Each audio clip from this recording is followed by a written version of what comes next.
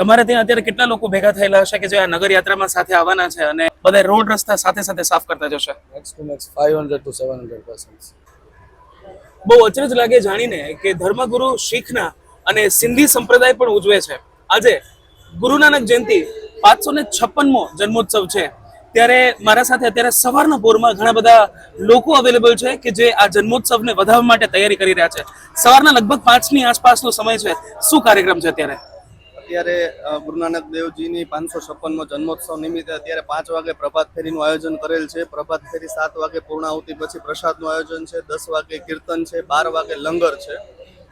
બધા સિંધી સમાજ તથા અન્ય સમાજના બધા લોકો માટે લંગર પ્રસાદનું આયોજન કરેલ છે. એ પછી સાંજના 8 વાગે કીર્તન છે. રાત્રે 10 વાગે કીર્તન છે. એ પછી 1:20 વાગે ગુરુ નાનક દેવજીનો જન્મ સમય છે, એ બહુ ધામધૂમથી ઉજવવામાં આવશે. આજે એક પ્રશ્ન એ પણ પૂછવો છે. જનરલી નગર કીર્તનમાં એવું હોય છે કે લોકો ભજન ગાતા ગાતા જાતા હોય છે.